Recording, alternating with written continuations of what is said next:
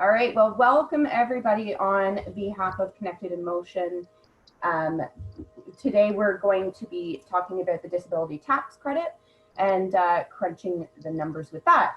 And we have a lovely lady, her name is Rosalie Sarasua, and she is with the JDRF, and she's going to be kind of letting us know all about the disability tax credit. So Rosalie Sarasua is the JDRF Community Engagement Specialist for the Eastern region. Rosalie has worked at JDRF since 2018 and has been involved in health charities since 2004. Her background includes financial planning, fundraising, community engagement, and a particular focus on health. And this particular presentation has been given in 4 provinces for the JDRF. So Rosalie is going to break out in a second here and begin her presentation. There will be after the first half of her presentation, there's going to be an opportunity for people to ask questions, at which point Hank will unmute you. There's also the chat option, which some of you have been using, and we'll do our best to address you during the presentation on that. But any questions directed to Rosalie about the presentation and the tax credit and all that, there will be a question and answer portion about halfway through. So with that, Rosalie, I will let you go ahead. Great, thank you so much. So as Amy said, my name is Rosalie Sarasua. I'm the Community Engagement Specialist at JDRF for the Eastern region. So my region is from Ottawa all the way to Newfoundland. This presentation came about actually as a labor of love and necessity for the T1D community. I had been in 2018 and 2017, there was a lot of commotion about the disability tax credit and people with type 1 not being accepted for it and being refused. This very good news has now changed. So most people with type 1, whether they're children or adults, are being accepted.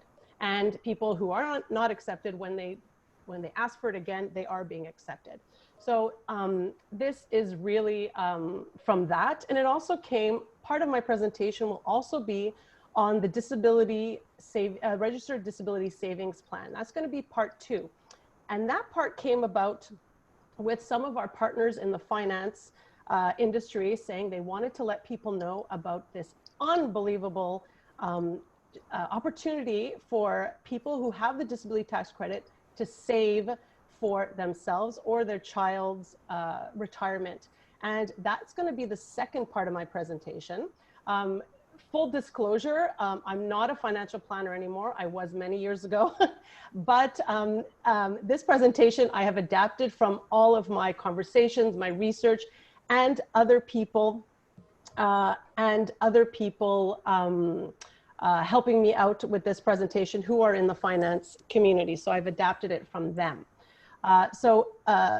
We'll talk about that, but I just hope that you can look at this and use it as something to help you out, as type 1 diabetes is a very expensive disease.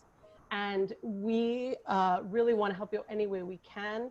At JDRF, not only to find the cure, but to help you along the way to make your life easier. So I'm going to share my screen and we're going to start this presentation. All right. So the first thing I'd like to do is to really thank Connected in Motion for this opportunity. It's really fantastic when different associations, foundations can get together to help the type 1 community, because that's really what it's all about, is everybody helping out in their own way. So I really want to thank Connected in Motion for this great opportunity. So this is our T1D and Crunching the Numbers presentation. So the topics we're going to look for a little bit today, we're going to discuss a little bit, is the tax credit for medical expenses. I'm going to quickly review that. The disability tax credit, the RDSP, the working income tax benefit for low income, that one, I'm not going to really look at that too much, but I just want to let you know that it is for earners under $30,000. This is something that you could look into, and you get a supplement if you have the disability tax credit. So I just wanted to highlight this because it is an opportunity for low income for $31,000 and less to get something like this. And there are provincial programs. This is something you'll have to look at. I know this is across Canada, so you really have to look at your province if there is something provincially. Ontario has things, Quebec has lots of things, and other provinces, Nova Scotia and others, have a lot of different programs provincially that type 1s can get onto. So I can't cover everything, so I would really encourage you to look at that yourselves. So the tax credit for medical expenses, this is a non-refundable tax credit that you can use really to reduce the tax that you may have to pay. So in order to claim this, it means you have to have an income. So this is something that you can claim as a medical expense. These expenses include a wide range of products, procedures, and services, such as insulin pumps, all medications, needles, travel for appointments, if it's long distance, diabetes, dogs, etc. So there are a lot of things you can claim on this, but it's a non-refundable tax credit, which means you must make an income to get this. It is a 15% tax credit that it reduces what you owe. And that's what non-refundable means. You need receipts. Typically just keep them. Everybody does this online. So you just need to add them up. The admissible amount is the total medical expenses you have paid minus the lesser of 3% of your revenue, or $2,352. And normally the person with the lower income in the family will take the credit. So whoever has a lower income in the family, or if you're a single, just yourself. So this is something that you can, anything you buy in relation to your type 1, please keep the bills, anything. You can do the alcohol swabs, you can do all of these things you can claim as a medical expense. So it's good to keep track of all of this stuff. Put it in a box, keep a little something. Even the stuff that you don't claim on your insurance can still be medical expense for type 1. So it's really worth it to reduce your income. And you can keep, the other thing about this is if you don't have enough medical, well, it's quite impossible not to have enough medical expenses when you're type 1 diabetic, but if you don't, you can also keep it for the next year, just in case. So for example, Mr. makes $60,000, Mrs. makes $100,000, they have $10,000 in medical expenses. And so then the total medical expenses you paid minus the lesser of these two of the revenue making the claim, $2,300. So the federal income tax payable without the medical expenses for this couple would be $18,885, but the federal income tax payable with the medical expenses of $10,000 would be $17,858. So they would get back $1,000. So this is just an example, but it's whatever income you make. Of course, the lower income you make, the less you'll get back, but but it will reduce your income payable. So it's something to take advantage of. So now we'll walk into the crux of what this is going to be. I'm going to ask for the questions at the end, please. That way, at the end of this portion, that way I can answer any of the questions that are here. Or if you guys have your own answers or want to make some comments, I welcome that also. But I'll just get through this first. So the disability tax credit is a non-refundable tax credit, the same type as medical expenses. So it reduces the income you have to pay. And it helps persons with disabilities or their supporting persons to reduce the amount of income tax they may have to pay. So the individual may claim the amount once they're eligible. So, and this amount also includes a supplement for persons under 18 years of age if you have a child with type 1. So the purpose of this is to create greater tax equity by allowing some relief for disability costs, because these are unavoidable additional expenses. So being eligible for this also opens the door. This is why it's very important to get this, to try and get this, because it opens the door to many other things like the RDSP, working tax benefit, and child disability benefits if you have a child with type 1. So you are eligible for this if the CRA approves the Form 2201. The medical practitioner has to fill out the form and certify that you have a severe and prolonged impairment. The section that applies to type 1s is life-sustaining therapy, and it applies to both children and adults. If you have this as a child, so let's say your parents have gotten this for you, and then afterwards you turn 18, then you have to do it yourself, apply for it yourself afterwards. Sometimes there can be a gap because they'll tell you how long it's for. So maybe you turn 18 and you still have it for another 4 years, then you can go about using it. We're going to talk a little bit about some tricks and tips about filling out the forms, because I think that's very, very important. But I'll get through this part first. So this is the criteria. So you must meet both of the criteria. So both of the criteria are: the therapy is needed to support a vital function, which we all know it does. Insulin therapy supports a vital function. You need insulin to live.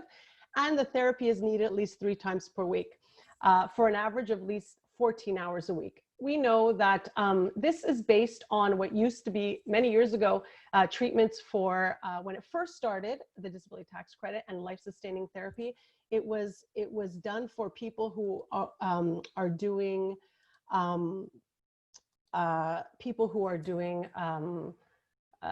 oh my gosh, I just forgot the word now. And it's when you go to the hospital 3 times a week for your liver. Anyways, sorry, but that's I completely forgot the word right now. Dialysis, sorry, that's the word. So this is how it started for patients of dialysis that needed to go to the hospital, needed to take off work. So this, and then it became part of what it is for type 1 diabetes or insulin-dependent diabetics.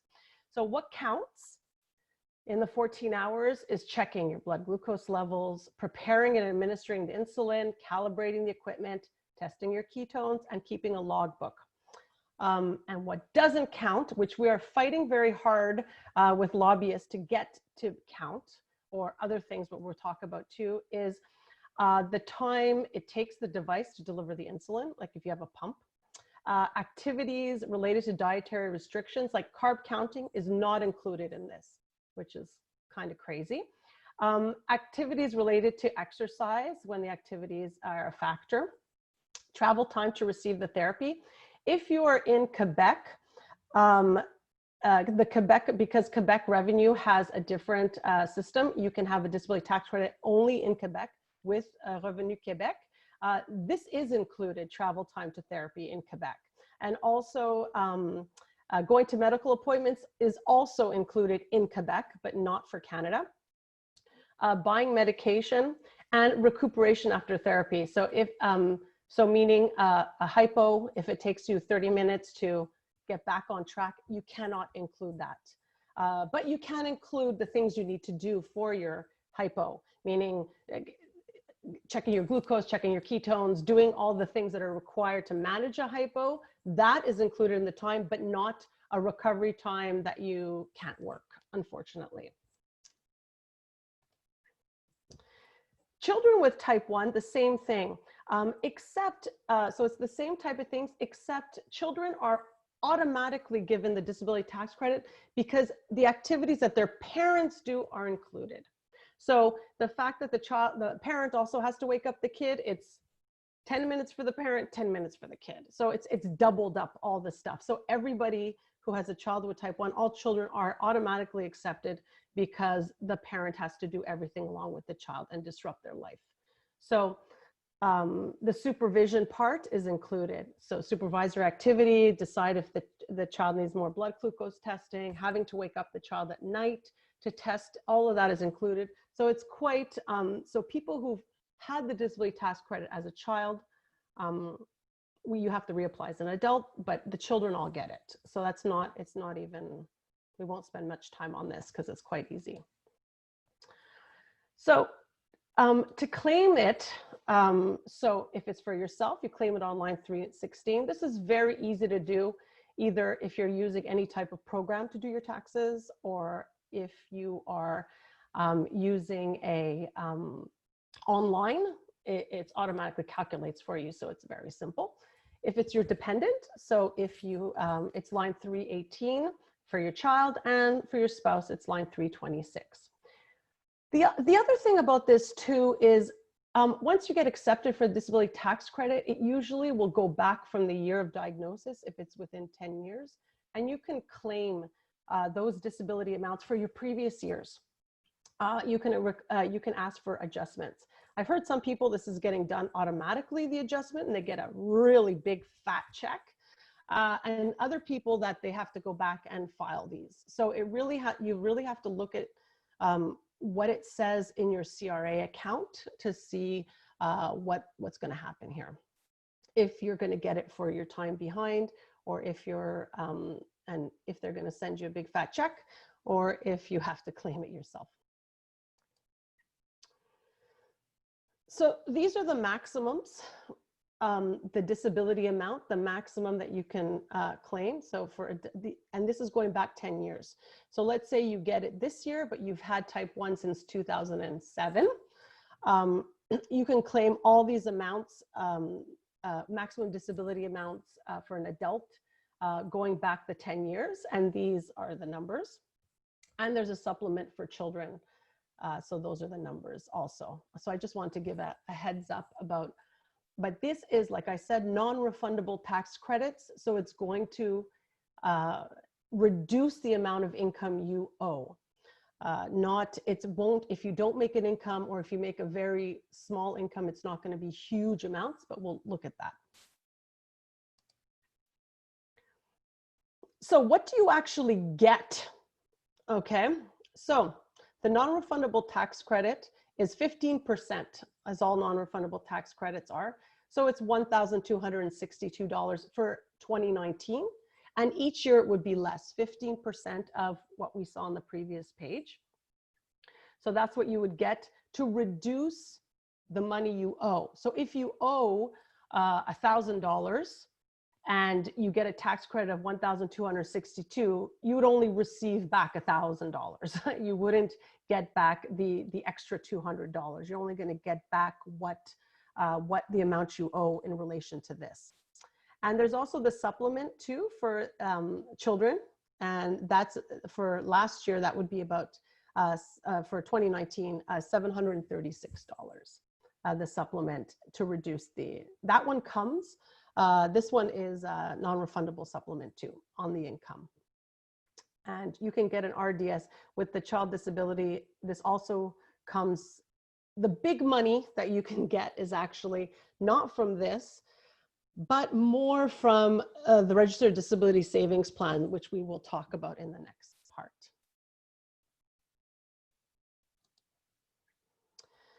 So tips. So these are the tips we've learned along the way in having, I've done this conference in 4 cities, 5 cities, 4 provinces.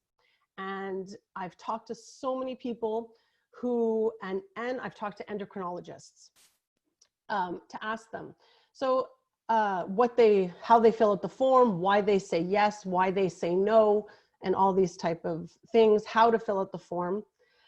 I actually have examples on what is counted. I'm happy to send it by email to anybody who asks me, or I could give it to Connected in Motion to put it up, or for anybody who asks about it.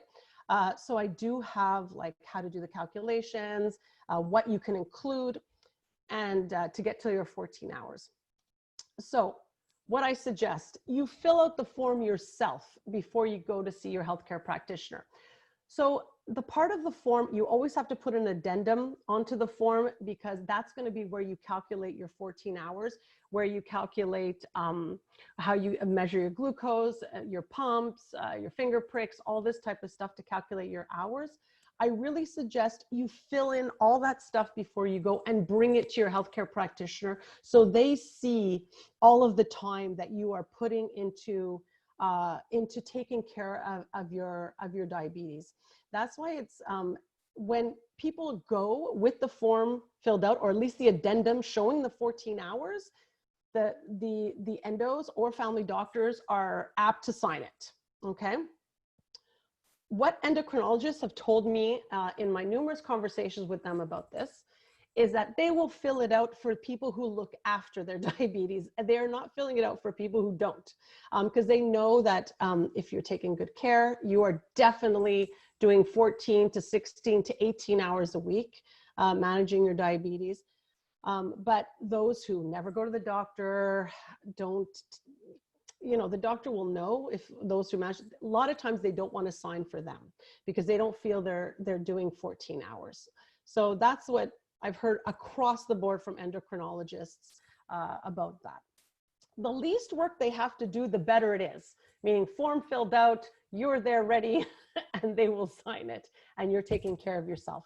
And I've had some of our JDRF participants have told me too, that once they've seen this presentation, they were like this, taking care of their diabetes. They started to do a better job. They went back 6 months later and their doctors were filling it out. Once they see their A1C, they're downloading their stuff from their flash glucose monitors or from their CGMs. So they're doing a better job. The CRA bases their decision on what's written on the form. So the more information you give, the better. And the examples that I have are very, very detailed.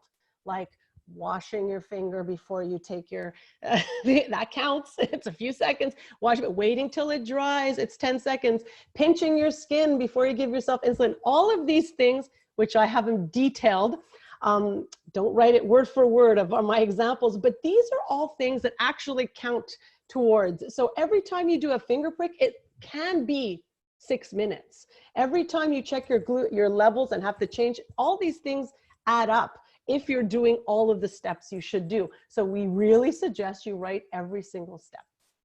If you're rejected, try again. Add some more things in, ask a friend who has type 1 how they filled it out, really. And like I said, I have a handout that can be distributed. If you email me, I'll have my email address up, or I'll send it over to Connected Emotion, what to include in the form. These are examples. It can be different from you, but I have examples based on those who are finger poking, those who are injecting with a pen, those who are using a monitor, and those who have a pump. So all of those have different times, but there are some things that are the same for everyone. Recovery from hypo, testing your ketones, recovery from hypers, all of these things are, but I have this all written out for you. And I'm happy to hand it out as long as it's not copied word for word. Now, there's a lot of great news that's happening in this field about the disability tax credit for people with diabetes that I wanted to share. Because for now, the issue is a lot of this 14 hours, 14 hours, 14 hours. The first annual report on the Disability Advisory Committee, they really, really recommend that it be much easier that people who are applying for the disability tax credit get the disability tax credit. So they talk to a lot of people. 89% of applications are approved each year. Applications for mental functions have lower approval rate, but many more people with diabetes are getting more and more approved. So what their recommendations is that it make it easier for people to have the disability tax credit. And the other thing, which is super exciting here in the under the we recommend, is that we recommend automatically qualifying Canadians who need life-sustaining therapy. So this means that people with type 1 diabetes are automatically qualified.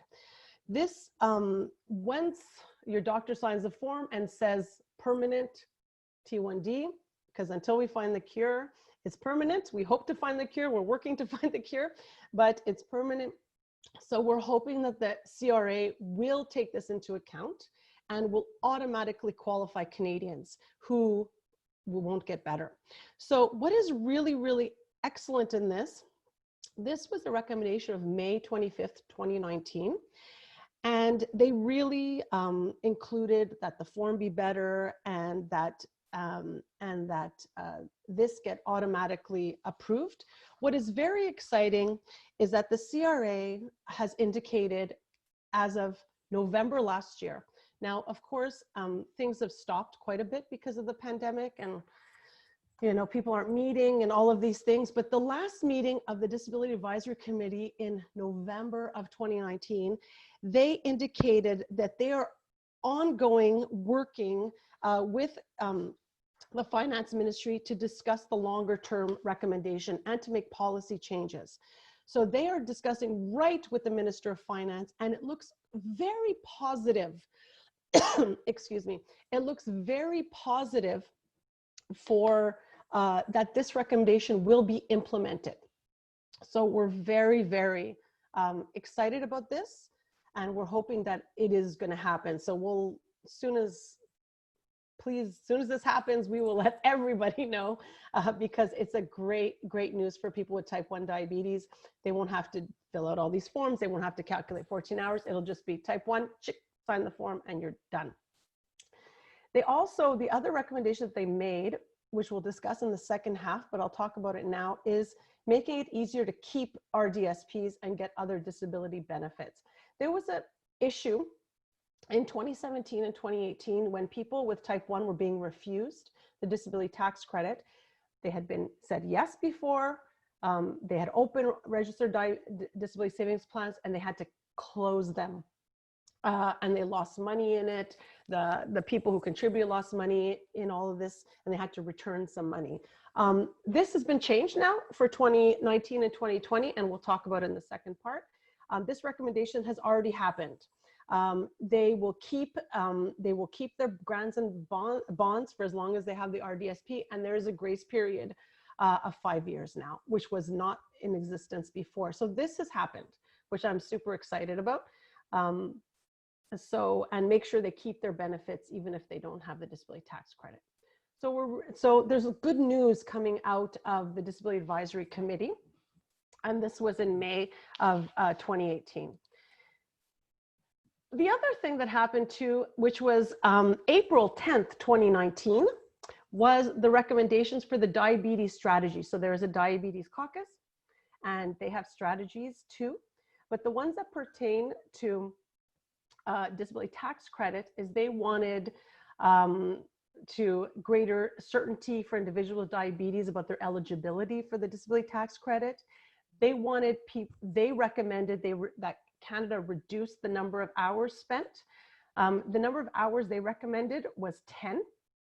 I like much better what the Disability Committee is saying, which is 0, but this was the recommendation before for the diabetes strategy. It also was to include type 2 diabetics, not just type 1. So type 2 diabetics too, who could be insulin dependent or who really have issues with their type 2. And they wanted to include this in. Sorry, I'm just going to take a little drink.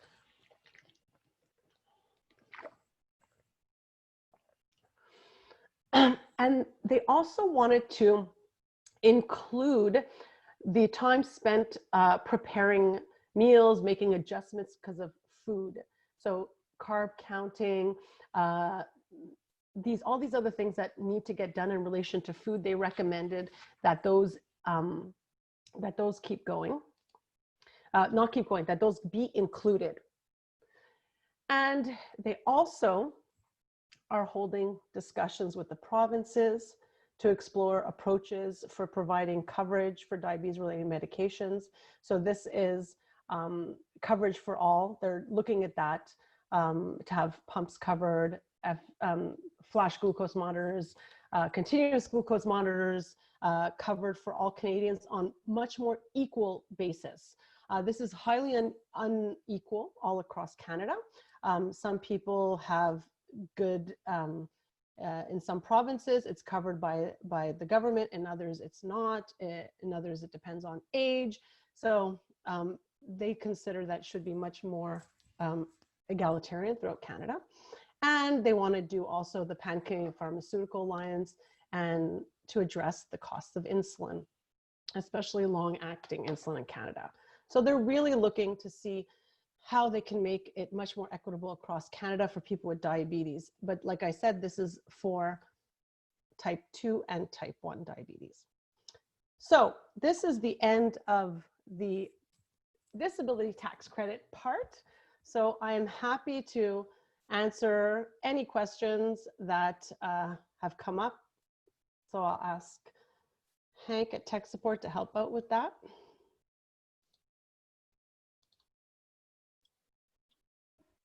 Okay, we don't have any questions in the Q&A panel here, but if people want to just ask questions in the chat, I can make you front and center, and I can also unmute your audio so you can ask your question. So there's also the option, if you want to ask a question, there's an option to raise your hand, and I can see that on our list here. Okay, so Janice has a question. So Janice, you got the floor here. Okay, I was wondering, does it have to be an endocrinologist that signs that form? Or can it be a family doctor? It can be either. It can be a family doctor, endocrinologist, even nurse practitioners can sign. Okay, thank you. All right, so I love Tina's question. Sorry, I have to answer it. Does 14 hours include attending conferences, following blogs? I think it should. And just the mental load of having type 1. I mean, there's 24/7 right there. Yeah. But, Tina had also asked there, can you still use receipts that have been covered by private insurance? so that is a good. So you can use the part of the receipt that your private insurance didn't cover. So for example, when you do your taxes, you can deduct whatever you paid into your coverage. So let's say at your company, they're deducting what you pay. So let's say it costs $2,000 a year to have your insurance coverage. And they pay you back 80%, your insurance covers. The 20% you can claim because the 80% has already been paid by your insurer. So you can keep your receipts, or like I do, I'll give you the trick that I use, which makes it so much easier, is if you have insurance at work, you typically have a web page for it. The web page will show you everything you got for the whole year. And it'll show what they paid and what is left over. And mine at Manulife, I'm not plugging them, but it just happens to have what the total is that they paid and what the total is that they did not pay. So I just look at the bottom line. So it can be a good way to just look. I have done like counting before, but I just now with this new, what they're doing, I can just look at the bottom line of it. So it can work out very well. Great. And just from the chat, Kelly was asking how long are people getting approved for at a time? Yes. So I have seen from horribly 1 year at a time. I just don't understand that. And those few people that I've spoken to that have been 1 year at a time, we're going to see what we can do about that. But very often I've been seeing 5 to 10 years. Alrighty, so next up we have, I'm assuming it's Caitlin Riley and not Riley Caitlin, but you're on the floor now. Hi. Can you guys Hi. hear me? Yep. Perfect. So I had the disability tax credit for, I want to say it was more than 10 years I had it. And then I had to renew it last year, and I've been denied twice for it now. Like I've tried to renew it twice, and I've been denied both times. And I wonder if you had any like tips, or I've done like my clinic has given me what they use and they said it should work, but I haven't gotten it. So I don't know. Well, I could send you I'm very surprised. Like the paper that I have that I send to people is 4 pages long to calculate your hours. So I don't know the more information you give, the better. So I don't know how many pages is your form when you send it in? I think it's 3 or 4. Okay, because it's normally 3, but if they just use the block that's in there, it's not enough. Oh no, like there's usually more, and then I have like the thing on the back with the chart with like the line and the additions and everything, like. And so like my clinic was even surprised because like they sent me like a model of what I should use and how I should do it. They said, and I've been denied twice. And the last time I was denied, they told me I was denied because there was something about like the exercise you do doesn't count. Yeah, exercise you do does not count. Yeah. So I mean, I just said like, but the time before that, they didn't give me a reason. They just said denied. So Well, then you should take out the exercise and see if you still have 14 hours. And I'll send you what we have too. I mean, I can send it by email. Yeah, there's a couple people just asking. We will post Rosalie's email, and you can get in contact with her as well, and then she can give you those sheets, those question sheets, and some information as well. And so maybe Caitlin, we'll get you guys connected. I have to say there have been people, anybody who has unfortunately gone all the way to lawyers with this, and there have been like 6 cases, I think. They've all won because the government has no good excuse, because they say if the endo has signed it, that's good enough. So it's very, so anybody who's gone further, like get a lawyer, you know, I don't know how much a lawyer is worth for $1,200, but people have gone further with this. Right. There's a lot of jurisprudence behind this, and they've all won. Nobody has never been refused once it gets to the tax court of Canada. But it's long. I just found it like really interesting that I've literally had it since I was like since it came out, and now I can't get it again. Yeah, it's that's very odd. Okay. You know, one of the first of, especially like 2019. Okay. I hope for everybody that we will be having, that they'll put in the disability strategy. I don't know if it's going to happen this year, unfortunately, because of COVID-19. We're kind of screwed with that, but I'm hoping that it's going to come into play. Okay. Thank you. So, Okay, we have one more question up here from Paula. All right, you should be able to speak now, Paula. Okay, perfect. I was just wondering about the people who are on CGM versus taking blood sugars. Can you count your hours for changing your sensor, or can you kind of monitor how, like, I don't know, calibrating the machine, I guess? Absolutely. All of that is included. It's in my little file. And even actually people who have CGMs actually use more hours than those with finger pricks. Oh, okay. So a few more minutes per day. It depends too, because you can also, because if your CGM, because there are things you're supposed to do, right? So if you feel a low, or you think you're low, your CGM says you're low, you're supposed to finger prick before doing anything else, right? Even though many people don't do that, you're supposed to do that every time. So that's included because it's what you're supposed to do. So anything you're supposed to do, write it in. Perfect. Okay, awesome. Yeah. So in the Q&A, there's a couple questions here too. Jen wanted to know if there's an age limit to apply for the credit. No, not at all. Cool. And then Janice wanted to know if we can claim glucose tablets under the medical expenses. Yes. It's Great. very broad, the medical expenses. Glucose tablets, yes. So keep your bills. Yeah. And also Tina said here that once mentioned that the disability tax credit had negative effects in getting approved for mortgage and stuff.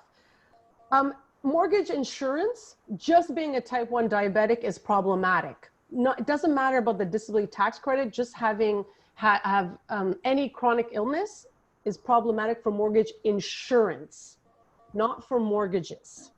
But for the insurance, yes, but you shouldn't get mortgage insurance anyways. But anyways, that's a whole other conversation. That'll be a different conference call. That's a whole other conference call.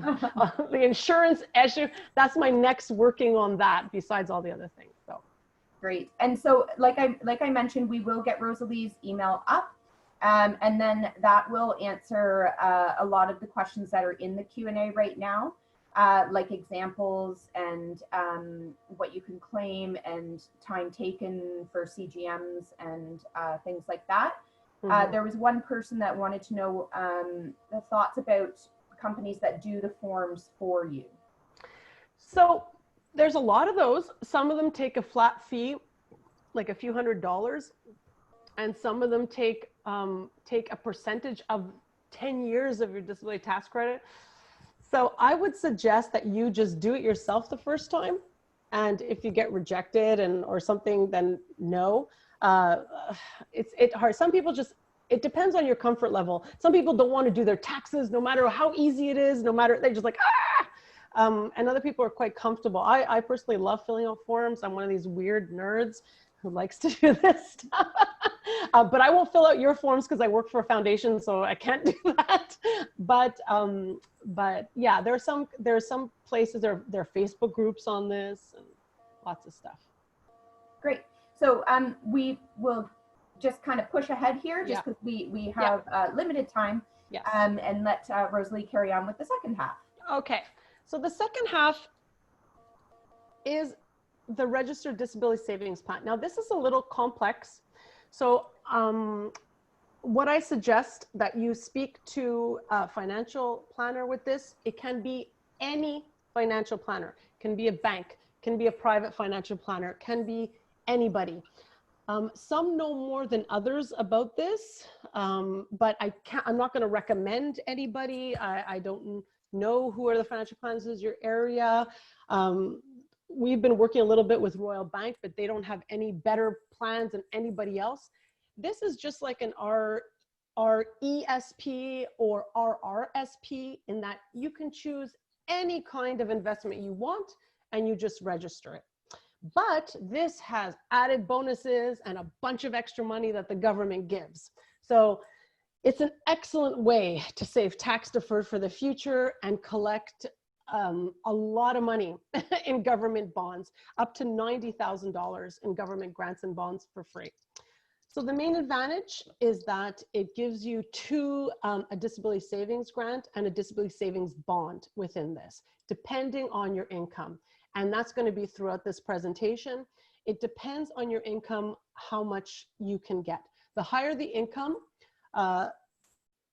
if you make a low income, the government will give you up to 300% extra. If you make a higher income, they'll give you 100% extra. Either way, you're winning. Rosalie, are you sharing your screen right now or no? Yes. Okay, we don't see it.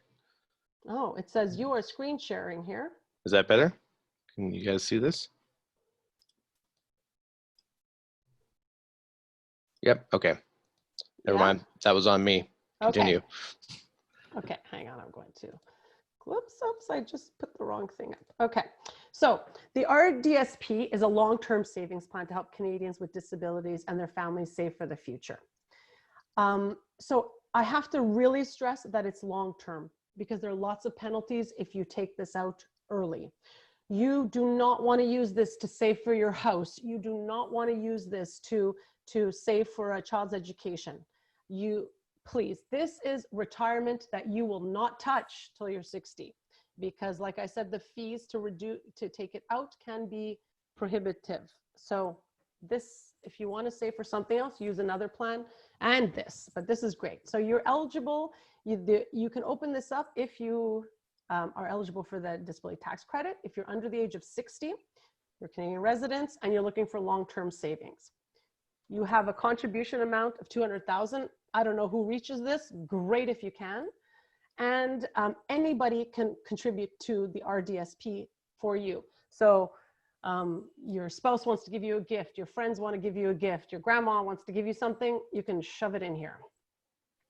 So what is fantastic with this is that for every $1 you put in this, the federal government matches up to $3. So if your family income is below $97,000, the government will give you $3 for every $1 you put in this. So it's unbelievable. For people living low income, less than $31,000, the government will put an extra $1,000 each year for 20 years, up to a max of $20,000. For people living between $31,000 and $48,000, you can still receive partial bond. So the bond is the $1,000 and the grant is the $300, $3 per $1. Anybody can contribute to this, family, friends, neighbors. The money is invested to grow. So everything triples in value immediately, but you have to make wise investment decisions. A lot of people think, oh, the government gives me $3. I put one, it's great. I can put it in anything. Please do not put this in a bank account. Please make proper investment decisions because you always need to beat inflation. If you're younger, you can be aggressive. If you're older, a little bit less aggressive, but you have to make it needs conversations with your financial advisor to make proper decisions on what you should be investing in. So it's exempt from most disability income assistance benefits. For example, when you retire, if you have a disability benefit, they will not claw it back because you have this. So it's also very good because this is also used for people whose children are intellectually handicapped, who will never be at work, so they can contribute for all of these people too. And you can do what you want when the money comes out. There's no restrictions on how the money can be spent. You can use it however you want. So this is how it works. So when I spoke to financial planners regarding this, this is how they really think that people should be, how much money you should be putting in it, at least, to get as much as you can out of it. So if your family income is less than $97,000, the suggestion is to put $1,500 a year in this if possible. You could put less, you could put more, whatever, but this is the sweet spot. And the reason it's a sweet spot is because the Canada Savings Grant for the first $100, for the first $500 will give you 300%. So they'll give you $1,500, and the next $1,000 they'll give you 200%. So for the $1,500 you put in every year, at the end of the year, if you just don't invest in anything, you'll have $5,000 because the government's going to give you $3,500 for your $1,500. If you have a family income that's more than $97,000, you put in $1,000 and the government will give you a maximum of $1,000 a year. If you put in $1,500, that's great, but they'll only give you a maximum of $1,000. So that's, you get 100%. So they'll give you a maximum of $70,000 per year. So it's very, very interesting. Nothing else does this. You do not get anything back in your taxes like an RSP. So once you contribute, they're giving it to you at the back end. So they're giving you this extra money, but it's not an RSP that you can claim it after. So there's also the Canada Disability Savings Bond, and this is to low-income Canadians with disabilities. We say with disabilities because you have to have the disability tax credit. You don't even have to make any contributions to get this bond. Even if you put zero in, but you open one up, the government every year will put $1,000 in this. So if you're a low income, if you make less than $31,000, it's so worth opening it, even if you put nothing in it, because the government's going to give you $1,000 bucks. And then you can still use the investment. This is fantastic for students, for example, 19 years and up, because as soon as you turn 19, even if you live in your parents' house, you are yourself. It's your income that counts. So if you're a 19-year-old who just has a summer job, you can open one of these and the government will give you $1,000 bucks every year, even if you don't put anything in it. So it's really cool. You have to pay, you have to do your income taxes, that's for sure. You have to have a social insurance number. And you can do a carry forward, meaning if you don't use it, even if you don't use it, you can get it. So this is like, you know, it's win, win, win, win, win all over the place. Even, especially for this, even if you don't have money, you put 50 bucks in, whatever, once just to open it up, and then they'll keep putting the bond in. So it's like really, really good. The reason I started with this disability savings plan really is because one of our sponsors at one of our walks said, we have to tell everybody about this. People need to know. Nobody knows about this. Very few people are contributing to this. I think across Canada, it's only like 20% of people with a disability tax credit are actually giving money into this. So it's really, really worth to let people know that this is an opportunity, even if you're just saving a little bit. So here, I'm just going to give a few examples. So let's say you're 19 years and over, and you make your net revenue less than 31,000. Now let's hope your whole life it's not less than 31, but potentially every year it goes up. Last year, in 2018, it was 30,400. Oops, excuse me, 30,400. I got to go backwards. But every year the net revenue it gets higher. So let's say if you have this, you can contribute, or friends are contributing, or parents are helping you out to contribute, whatever. You put in 1,500. The government gives you an extra $1,500, an extra $3,500 in the savings grant. And they're also giving you the extra $1,000 for the savings bond. So that means that for the $1,500 you're putting in, you have $6,000 at the end of the year. So that's like, you know, just there. Now, let's say you're going to contribute for 20 years, your maximum contribution, because that's what you can do, an annual return of 4%. Now, 4% is super low. Let's hopefully, if you're 19 years old, you're investing in something a little bit more aggressively, but let's say 4%. And you contribute for 20 years till you're 39. After 20 years, you have $178,000 in there at a 4% return. Like that is, and you have put in $30,000, and that's what you put in over those 20 years of $1,500 a year. And at the end of the 20 years, you have 178. And let's say you just left it there, didn't touch it. It keeps going at 4% until you retire at 60. You have $391,000. So it's a rate of return of 1,300%. So it's really incredible. So it's a great opportunity on this.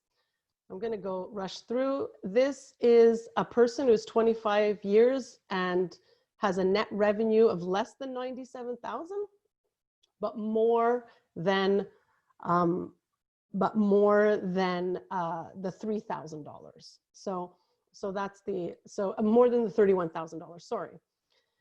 So you put 1,500.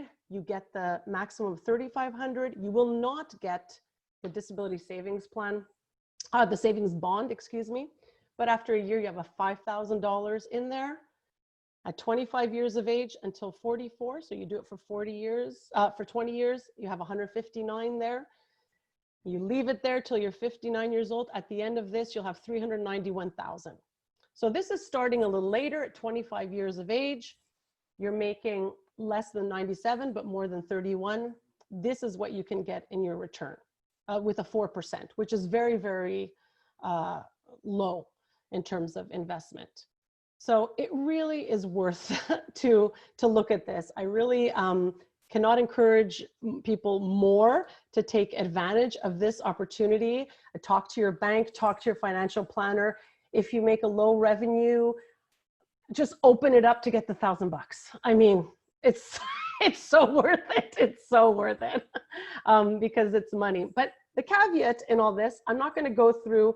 This one is if you have a child and then you're investing for them very young. I won't go through this all over, but let's say you have a minor child, you want to invest, and at 18, they take it over. This thing can really, this child would have, you know, $500,000 in their account with putting $40,000 in. The earlier you go, the better it is. So I'm not going to go through this one because this is not really who we're talking with here, but this is a really great opportunity. The return on investment is incredible. So to withdraw the money at the end, you have to be 60 or older, typically, okay? It has to have been 10 years since your last contribution, no matter your age. So let's say you stopped contributing to this at age 30, you can take some money out at age 40 without the penalties, but you won't get all the growth, okay? There's a bit of a complicated withdrawal system. If you want to take it out before the 10 years, they will take back some of the grants. They will take back what you earned on the grants, what you earned on the benefits. So I don't suggest, this is why I'm really saying, please use this as a long-term savings plan. You really don't want to go through the withdrawal. The only time you can draw early if you have a shortened life expectancy. So they know you have, unfortunately, you know something happened, you got some other disease, cancer, something, you know you can take it out if you have a shorter life expectancy. And this won't affect provincial or federal benefits. So it doesn't affect, if you get this money out, it doesn't affect what you still get for all these other benefits you can get. So that's a great thing. So that's it for that disability tax credit and the registered disability savings plan. Just before I go and I answer a few last questions, I want to let everybody know that JDRF is, this year, unfortunately, we cannot do our Walk for the Cure. but we're having our Part T1D for the cure. So this is going to be a virtual house party, and we are encouraging people to raise money and to do a challenge that they want to do from home. Our CEO is going to shave his head. We have other people who let their kids shave their heads. We have other people who are going to do cooking, treadmills, bicycles. I was joking around to my sister yesterday saying, I'm going to try and get my kids to wake up before noon hour for a full week and do their homework. That if I can do that, I'm a winner, because my teenagers don't want to do anything this time. I think that's an incredible challenge to accomplish for one whole week of getting them up and doing their homework. So it's whatever you can imagine. It's on June 14th, we're going to have a full time of parties. Max Domi, George Canyon, a bunch of different people are going to be on. So it's going to be a great lot of fun on the day. And we're really invite everybody to come to jdrfparty.ca. And thank you so much for listening to me. I am happy to answer questions. And my email is rsarasua@jdrf.ca. Awesome. And you can see her email there if you're still able to see her screen. But yeah, we're going to answer, or not we, Rosalie's going to answer. I'll try my best. This is not my forte, is the RDSP as much as the other stuff, but I'm happy to answer. So Hank had a hypothetical question. Okay, what's your hypo? Do you want me to read it? Okay, so if this is definitely not for me, I would never ask this question, obviously. If you've had the disability tax credit like I have for 10 years, and for some reason you didn't open the RDSP, can you still, are the grants like retroactive in any capacity? Yes.